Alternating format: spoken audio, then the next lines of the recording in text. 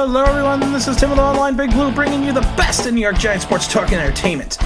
Oh, we are hoping the season is going to be here.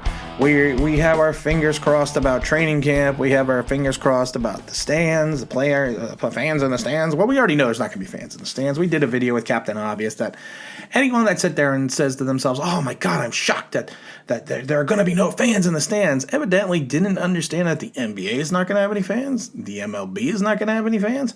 Why would all of a sudden the New York Football Giants and the NFL have fans in the stands? Not going to happen.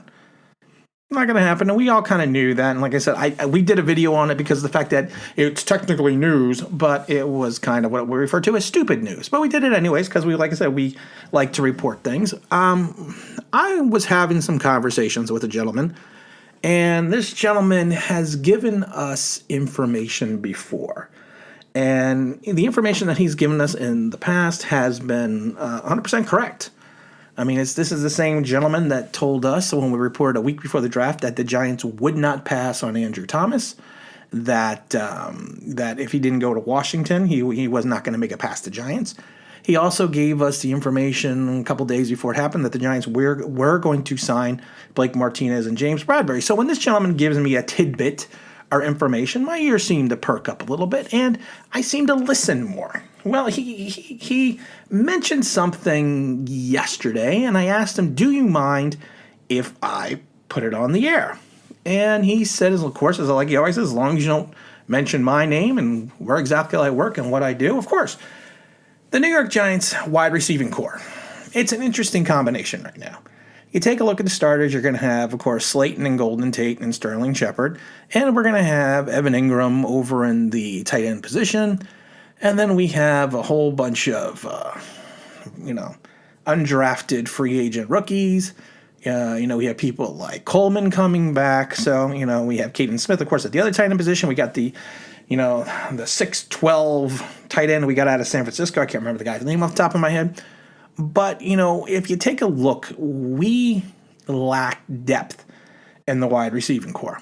Now, everyone's going to say, wow, this guy, this undrafted free agent's going to come in and do this, and he's going to do this. And we've said this before. Undrafted free agents are great to talk about in training camp. But do they come to fruition? No. For every Victor Cruz, you're going to have 100 Reggie White Juniors. And that's just the way it is. You're an undrafted free agent for a reason. You were not taken in the 7 rounds of the NFL draft for a reason.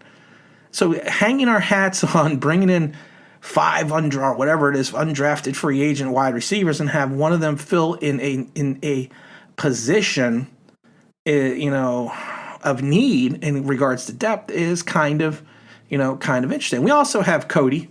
I like him because he's a good special teams player. So like I said, but we if something happens to Golden, if he tries to get his wife pregnant again and gets popped for peds, that's another suspension. If Shepard goes back into concussion protocol, if Darius hits a sophomore slump, what do we really have behind those guys? Nothing. I mean, I should rephrase it, at this point in time, nothing. So when I was talking to this guy, he was just telling me, he goes, I've been hearing some rumblings. And I said, oh, okay. And it's a name that came up before we did a video on not too long ago. And he said that, well, you know what the problem is? The Giants need a receiver. Gettleman doesn't want to spend the money unless he's going to be making a in-season move. And there's a guy out there that may fit the build for the Giants in reference to not only a backup role, but potentially as a spot fill-in starter. And he's currently on another NFL roster. And I said, okay. I said, give me the name. I said, I'll do my research. Give me the name and then tell me a little bit else what you're hearing.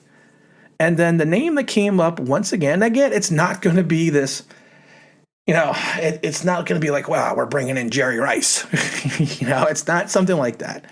It's going to be a wide receiver with the Buffalo Bills named Robert Foster Jr. Robert Foster, of course, played his college ball over at Alabama. He went undrafted and signed with the Bills. back in 2018. He wasn't expected much of, and again, but he's a guy that's got speed. He ran a 4.41, which isn't blazing speed, but is really exceptional speed. But it was one of those things that, he was the kind of guy that they picked up. They didn't think he was going to do much on the roster, But he did play well in 2018 in his rookie season.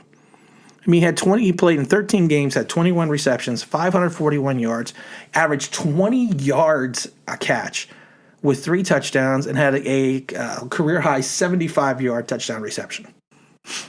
Now, you look at that and you say, well, he had a pretty good season. He had a career-high of 7 catches for 104 yards against the Jets. The following week, he played the Lions, and that year had caught 4 balls for 108 for a 42-yard touchdown. So he is a guy that's got speed, and he's a guy that has we have seen that even as an undrafted free agent, people are going to be like, wow, you are just bashing undrafted free agents, and now you're talking about having the Giants go after an undrafted free agent. I'm just saying that with undrafted free agents, you 98% of the time, you know what you're going to get. You're going to get Reggie White Jr. You're going to get Travis Rudolph.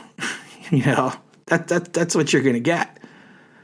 So it's just one of those things that, he was an undrafted free agent, but he came in and showed that he could be, he showed he could be a potentially good player. Now, what happened in 19 was the Bills added some veteran wide receivers. They added John Brown, Cole Beasley. And so his game went from playing in 3 games and only catching 3 passes for 64 yards for 21.3 yards carry, with the largest catch being 24 yards. And so it's one of those things that you take a look at now. Now we pick, the Bills sign another wide receiver in Stephon Diggs. They trade for him. They drafted a wide receiver, and they still have tons of talent on the roster. So I think that Foster is going to be a bubble guy. Now, what happened was the Bills still thought it, even after signing all these other guys and drafting all these other guys and trading for these guys, the Bills still thought highly enough of him to sign him on April 2nd to a 1-year contract for $750,000. Now, that contract, of course, does not have any incentive, so if they cut him at the end of preseason, they're not costing them anything against the cap. But again, if he comes back and he's able to make a contribution, it's a win-win for the Bills.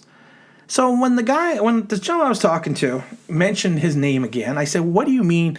What are you talking about? What do you mean?" And he said, "Well, I'm not saying that the Giants are going to go after him or trade for him. I'm not saying they're going to sign him." But he goes, "I do hear people talking in East Rutherford about finding some wide receiver talent, and his name has come up as a low-end option, maybe on a 7th-round draft choice, or waiting to sign him after the preseason if the Bills cut him. And there's probably a fairly good opportunity that the Bills are going to cut him."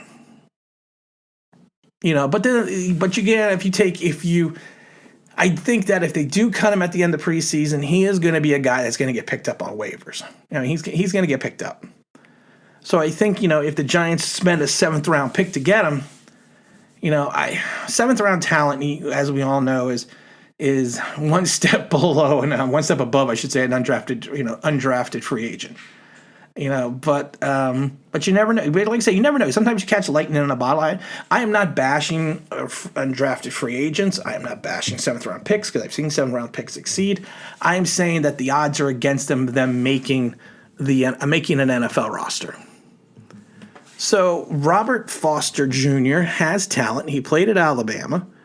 He didn't have this marvelous collegiate career. He only caught 36 passes for 369 yards. So it's not like he was this guy that was setting the world on fire, and he had an issue, and that's why he fell down the draft charts and was an undrafted free agent. But he's a guy that, like I said, had the talent enough to go to Alabama. He had the talent enough to make it in the NFL and succeed in his first season. So I do think that he has the talent to be on an NFL roster. And like I said, if this gentleman is correct and the Giants are looking at him as a low-end option, I would not see anything against that. I would think even if they were able to swing, like I said, even for a conditional 7th-round draft choice, it's $750,000. We're not losing anything because of the fact that if we cut him at the end, of the training camp, he's gone. I think he would be more than a camp body, and I think he would have the potential to return kicks. So we have to just keep an eye on Robert Foster Jr. of the Buffalo Bills. And like I said, he's not saying they're going to sign him, not going to trade for him. He's just saying that he is hearing rumblings. And the last time he told me about rumblings, we signed Blake Martinez and James Bradbury. And again, this is Tim with Online Big Blue, bringing you the best in New York Giants sports talk and entertainment. And as always, if you could subscribe, if you could ring that bell, I think you know what that means. That'd be awesome.